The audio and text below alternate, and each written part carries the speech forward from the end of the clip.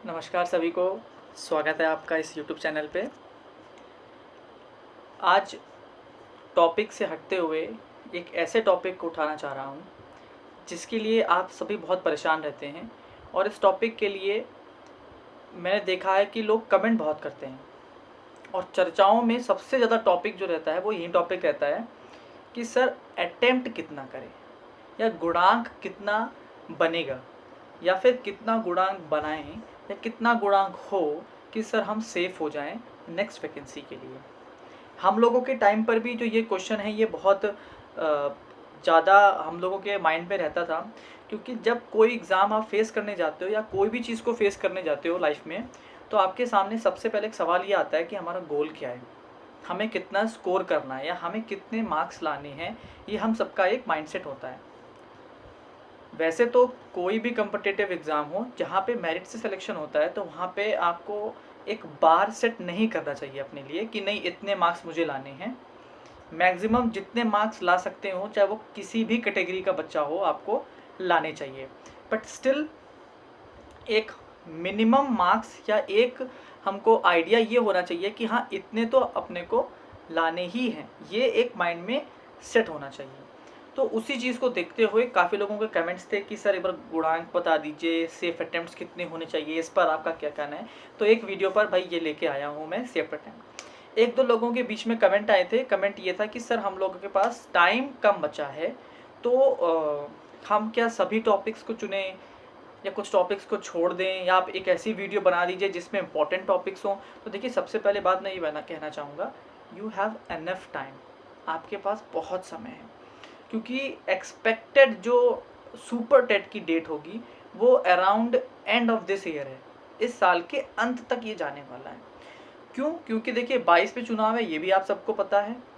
और अभी जिस तरह का से कोविड का माहौल चल रहा है उस हिसाब से तो अभी एग्ज़ाम होने पॉसिबल नहीं है। जब पीसीएस लेवल तक के एग्ज़ाम आपके कैंसिल हो गए हैं, यूपी टेट भी आपका कैंसिल हो चुका है, तो भर्ती का तो एग्ज़ाम का मतलब नहीं है। पहले यूपी टेट होगा, उसके बाद ही आपका सुपर टेट होगा, ये भी आप लोगों को क्लियर होगा, सबको पता अच्छे से कि हाँ सर हमारे साथ ऐसे ही होना है। तो यूपी टेट का नोटिफिकेशन देना, पेपर कराना, फिर सुपर टेट का नोटिफिकेशन देना, फिर उसका पेपर कराना, ये करीब 3 महीने तक का पूरा काम है। भगदड़ वाली बात नहीं होगी, because you have enough time. तो मैं ये कहना चाहूँगा सभी एस्पिरेंट्स से जो पढ़ाई कर रहे हैं super TET and UP TET के लिए, तो एक चीज़ क्लियर कर लीजिए, यू हैव एनफ टाइम। हम लोग के पास टाइम नहीं था कि महीने भर में यूपी टेट हो रहा है, 1.5 महीने में सुपर टेट हो रहा है और हम लोग भागते रहते थे। आप लोगों के पास बहुत समय है।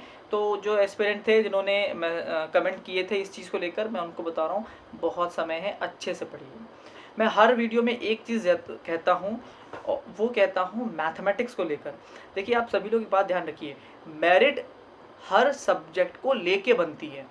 ये मत सोचा करिए कि हमें मैथ्स नहीं आती तो चलिए मैथ्स को स्किप कर देते हैं, तुक्के मार के कुछ नंबर ले आएंगे। भाई साहब एक एक पॉइंट नंबर से आपकी मेरिट खिसकती है। तो जिनकी मैथमेटिक्स अच्छी नहीं है, मेरा सजेशन उनके लिए है कि भाई अभी आपके पास बहुत समय है, क्यों ना मैथमेटिक्स की प्रैक्टिस करना स्टार्ट कर दीजिए आप लोग। क्योंकि मैथ्स का पेपर लास्ट टाइम आपने लेवल देखा होगा तो अच्छा खासा लेवल आ गया था भाई पेपर का। जो लोग 20 से 20 सोच के थे, जैसे मैं ही 20 में 20 सोच के था, मैं सोचता हूँ मेरी मैथ्स अच्छी है, बट स्टिल मैं 20 नंबर नहीं ला पाया। 20 क्या, जितने एक्सपेक्टेड थे उससे भी कम लाया, लेकिन बाकी सेक्शन में मैं इत्तेफाक से खींच के ले गया। क्योंकि आप किसी सेक्शन पे गेस नहीं कर सकते कौन सा सेक्शन कैसे आने वाला है, ये भी सच्चाई आप लोगों को पता है अच्छे से। तो ये सही समय है मैथ्स प्रैक्टिस करने का। तो भाई मैथ्स की प्रैक्टिस करिए, मेरिट दोनों मिलके ही बनाएंगे, चाहे वो जीएस हो चाहे मैथ्स हो, सभी चीज़ मिलके बनाती है। तो ये मेरी सजेशन हर वीडियो में रहता है, क्योंकि मुझे पता है यहाँ पर आके हर मैथ्स को बहुत लोग लाइटली लेते हैं, मुझे अच्छे से पता है, इसलिए मैं आपको टोक रहा हूँ। चलिए अब आते हैं सेफ अटेम्प्ट पे, बकवास कम करते हुए सीधे आते हैं सेफ अटेम्प्ट्स पे। तो देखिए ये कुछ आकलन है, आपको पता है अभी तो ये भी नहीं पता कि नंबर ऑफ वैकेंसीज कितनी है, तो ये एक आकलन ही है। मेरे हिसाब से जितना मैं समझ पाया वो आपके सामने होगा। सबसे पहले देखिए हम ले लेते हैं क्या, कि भाई फार्मूला क्या है, बनता कैसे। बहुतों को यही नहीं पता कि गुणांक जोड़ा कैसे जाता है। तो देखिए 40% आपका एकेडमिक होता है, हाई स्कूल, 10th, ग्रेजुएशन और बीटीसी बीएड जो आपने किया होता है, और 60% आपका सुपर टेट होता है। बहुत बड़ा सेक्शन 60% का सुपर टेट लेके बैठा हुआ है। तो जिन लोगों की मेरिट कम होती है हाई स्कूल इंटर ग्रेजुएशन में बीटीसी में, उनके पास मौका होता है कि वो यहाँ पर स्कोर करके अपने आप को भर्ती में एंटर करा लें। मेरे बहुत से ऐसे फ्रेंड हैं जिनकी मेरिट बहुत ख़राब थी, क्योंकि वो बहुत पहले के पढ़े हुए थे, 10th-12th के थे, काफ़ी एजेड थे, but they got better marks, best marks in super 10 and got the selection. तो आप लोगों को ये सोचना है कि इस 60-40 में बैलेंस बनाना है। मैं दोनों में बैलेंस बना के ही मैंने सब बातें करी हैं, आगे समझाऊंगा कि मैंने क्या बनाया। तो फार्मूला फटाफट देख लेते हैं।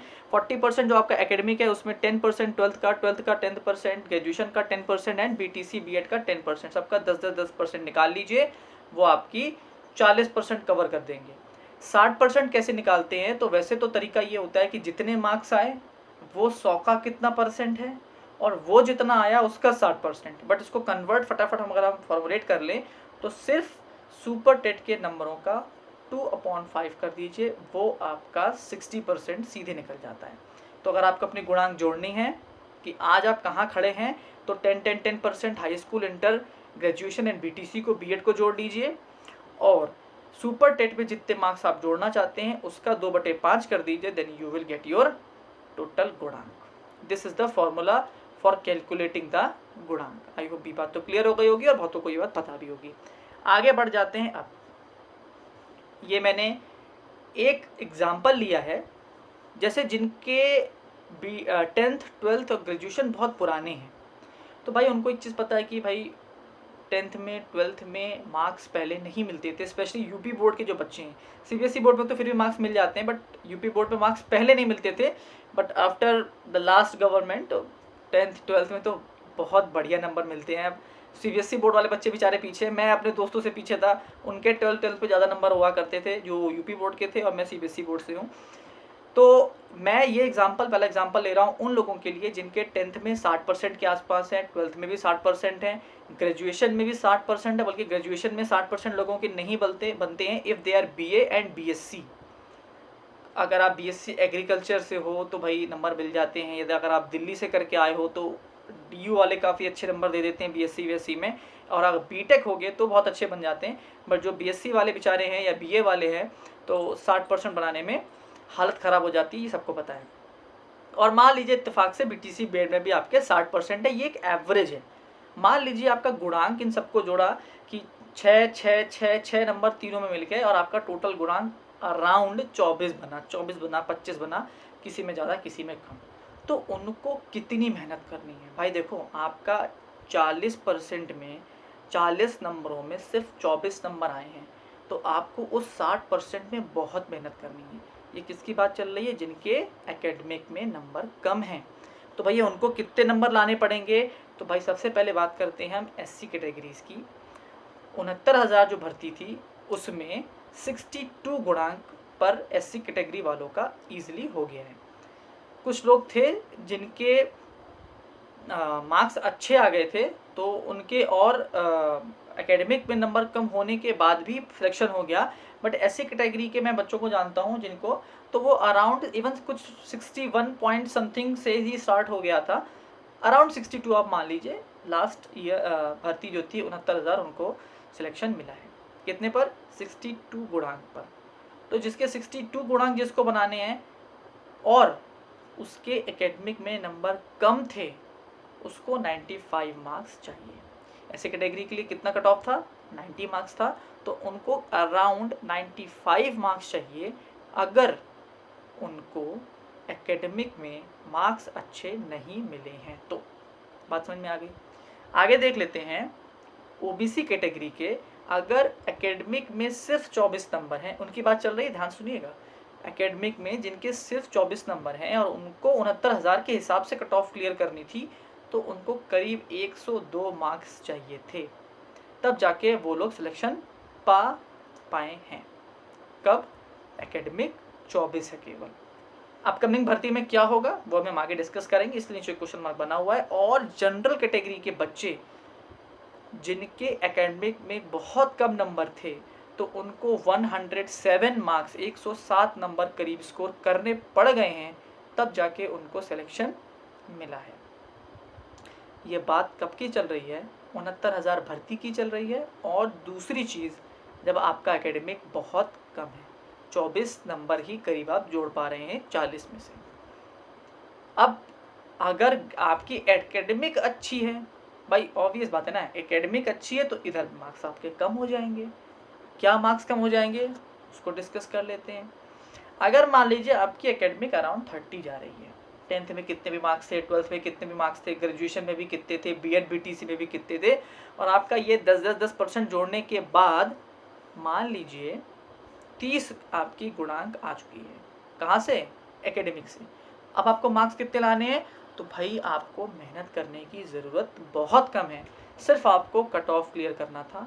एससी वाले बच्चों को 90 नंबर लाने थे, ओबीसी वाले बच्चों को 90 नंबर लाने थे, और जनरल वालों को सिर्फ 97 नंबर लाने थे। ये उन बच्चों की बात है those who are having better academic गुणांक और बेटर एकेडमिक मार्क्स। अगर आपका एकेडमिक अच्छा है तो सुपर टेट में मेहनत कम है, अगर एकेडमिक कमज़ोर है तो सुपर टेट में बहुत मेहनत है। लेकिन गलत किसी के साथ नहीं होगा। पहले आप मेहनत नहीं कर पाए थे, पहले आप नहीं पढ़ पाए थे, पर सुपर टेट में पढ़िए, नंबर अच्छे लाइए, ज़्यादा एकेडमिक वाले से भी ऊपर आपको नौकरी मिलेगी। ये एक अच्छी चीज़ होती है किसी भी कम्पिटिटिव एग्ज़ाम में, वहाँ पे इक्वालिटी आ जाती है, जो मेहनत करेगा वो नौकरी पाएगा। बात समझ में आपको आ गई होगी। यहाँ तक हमने यहाँ पे दो चीज़ें देख ली हैं। पहली चीज़ हमने ये देख ली है, जिनकी गुणांक कम थे उनको कितनी मेहनत करनी थी, माफ़ करिएगा, तो उनके लिए बहुत मेहनत थी। उनके लिए कितनी मेहनत थी भाई? उनको 95 लाने थे, उनको 65 लाने 102 लाने थे, और उनको 107 लाने थे। अगर आपकी एकेडमिक बढ़िया है, 30 के आसपास आपकी एकेडमिक है, आपको जस्ट कट ऑफ क्लियर करना था। ये बात चल रही है 69,000 की। अब 69,000 की कुछ बात कर लेते हैं। जो ये वैकेंसी आई थी, टाइम बहुत कम था, लोग नहीं पढ़ पाए थे क्योंकि टाइम नहीं था।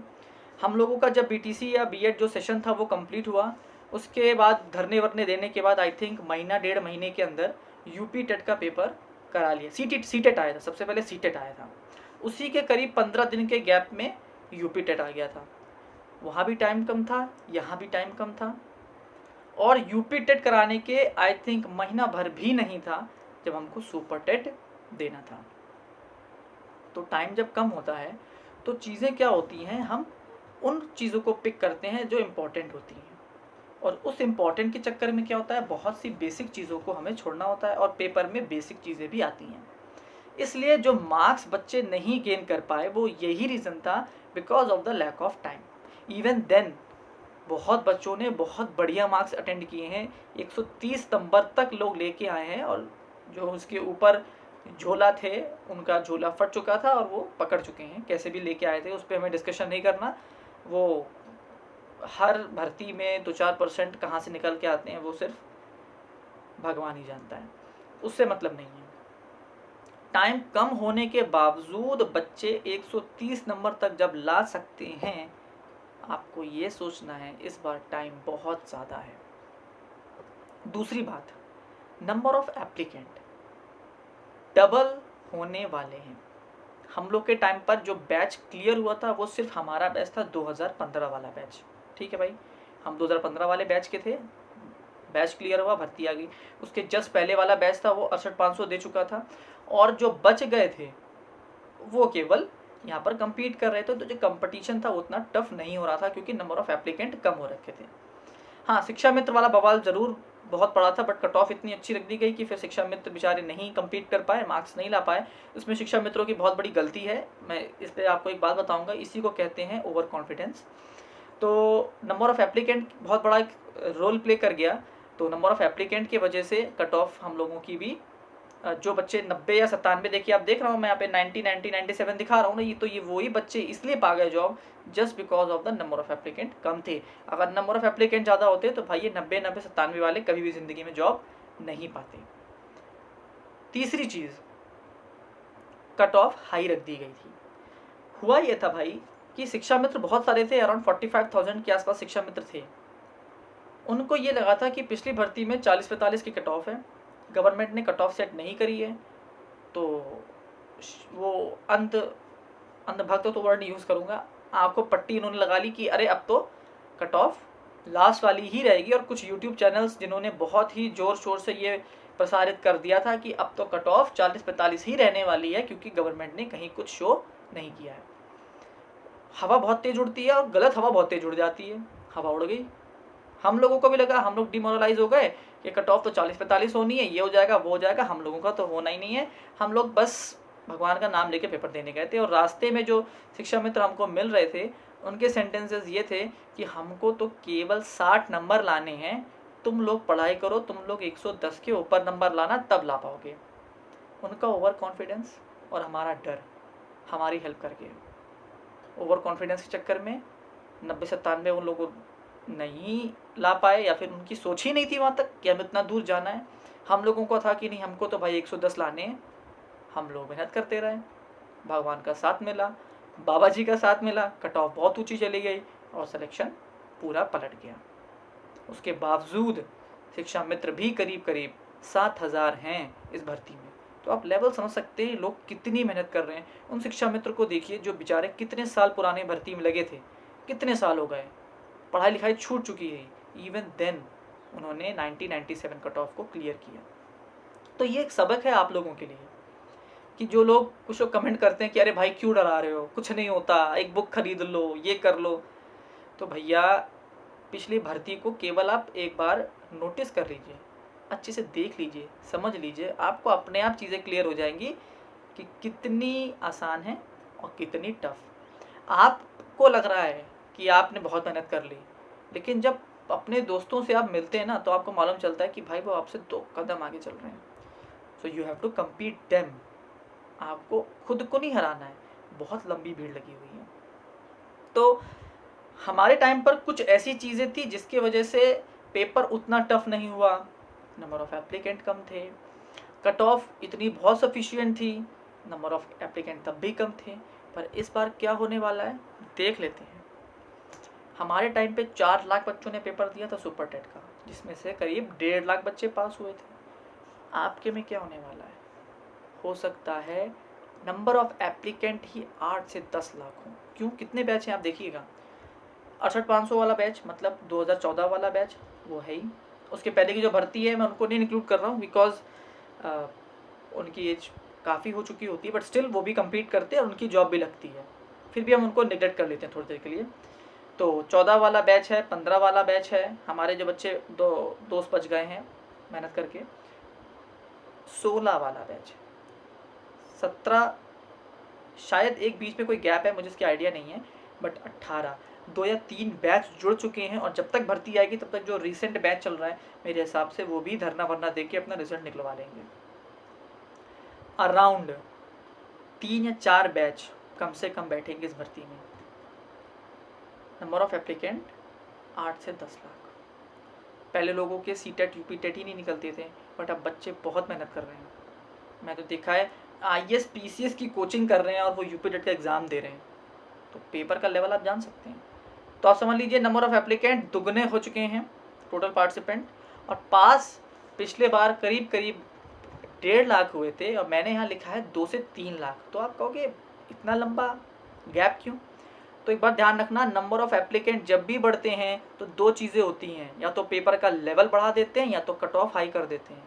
क्योंकि नंबर ऑफ़ सीट्स का 1.5 या 2 गुना बच्चा ही उनको चाहिए होता है।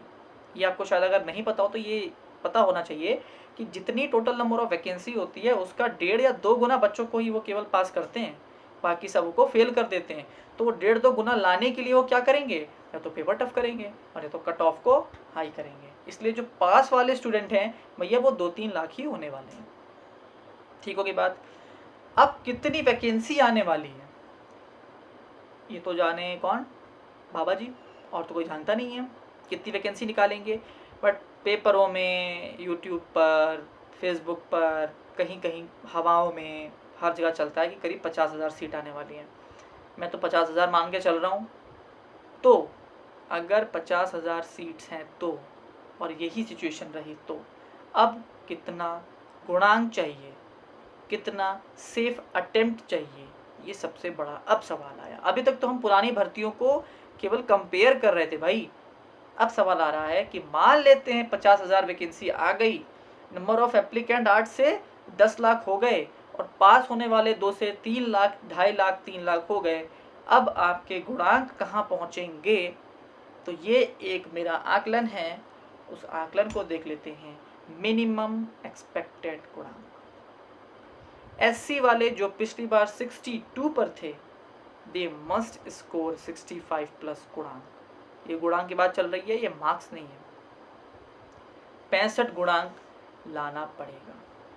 50,000 की बात चल रही है सीट्स की। तब ओबीसी वालों को 69 प्लस जाना पड़ेगा। पिछले साल 67 वालों का हुआ है, 66 वालों तक का हुआ है, बट अगर इसी तरह की स्थिति रही 69 प्लस लाने ही पड़ेंगे गुणांक। जनरल वालों के लिए देखिए 71 प्लस हर हाल में आपको लाना है, क्योंकि एक चीज़ आपने और सुनी होगी जिसे हम कहते हैं ओवरलैपिंग। ओवरलैपिंग का जो एक कंसेप्ट है, ये सही गलत की बात तो मैं नहीं करूँगा, बट जो कंसेप्ट है उसकी बात करूँगा।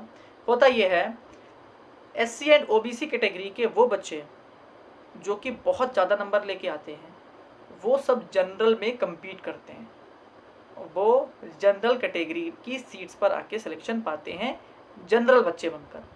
फिर वो ओबीसी या एससी की सीट छोड़ देते हैं उन एससी ओबीसी के लिए जिनके मार्क्स कम हैं, और वो जनरल की सीट को आके कवर अप करते हैं। ये ओवरलैपिंग है। सही गलत फिर बोलूँगा, मैं इस पर कुछ टिप्पणी नहीं कर सकता, बट जो नियम है बता रहा हूँ। ओबीसी एससी के वो बच्चे जिनके मार्क्स ज़्यादा आते हैं, वो जनरल में आके compete करते हैं, जनरल की सीट्स पे आकर वो चयन पा जाते हैं। ये है आपकी ओवरलैपिंग। तो भाई जनरल वाले, आपको जनरल से तो लड़ना ही है लड़ना, प्लस उन ओबीसी एससी से बच्चों से भी लड़ना है जो हाई मेरिटोरियर है, जिनके मार्क्स बहुत अच्छे आते हैं। तो जो ये 71 प्लस मैंने लिखा है, ये इसीलिए लिखा है, ये गुणांक है, ये मार्क्स नहीं है। और 71 गुणांक लाना कोई छोटी बात नहीं है। अभी आप अपने मार्क्स को और गुणांक एकेडमिक को जोड़ेंगे तो 71 प्लस लाना आसान काम नहीं होता है। तो जनरल वालों के लिए तो ये आर पार की ही लड़ाई होती है, क्योंकि आपको बहुत मेहनत करनी है, आपको सबको compete करना है, खुद से भी कंपटीशन है, जनरल वालों से भी कंपटीशन है, ओबीसी से भी कंपटीशन है, एंड एससी से भी कंपटीशन है। तो आपको मेहनत करनी है। तो ये मिनिमम एक्सपेक्टेड गुणांक मेरी तरफ से है, जो शायद आपको लाने पड़ेंगे अगर नंबर ऑफ सीट्स 50,000 हैं। और अगर ये सीट्स कम होती हैं, आप खुद आकलन लगा सकते हैं कि स्थिति कहाँ जाएगी। जब पिछले साल एप्लीकेंट कम थे, सीट बहुत भरपूर थी, उसके बावजूद 90-97 रखा गया था। तो आप खुद से आकलन करिए कि आप कहाँ पे कट ऑफ को रखेंगे। इसको मार्क्स में कन्वर्ट फटाफट जरा कर लेते हैं एक बार।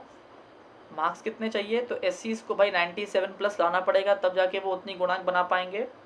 एकेडमिक किसी की ज़्यादा होगी, मैं समझा चुका हूँ पहले, एकेडमिक ज़्यादा होगी तो फिर यहाँ पर रेशियो कम हो जाता है सुपर टेट वाला। ओबीसी को कम से कम 105 नंबर लाने पड़ेंगे, तब जाके वो सिलेक्शन पा सकते हैं। और जनरल वालों को कम से कम 110 नंबर लाने पड़ेंगे, तब जाके वो सिलेक्शन को पाएंगे।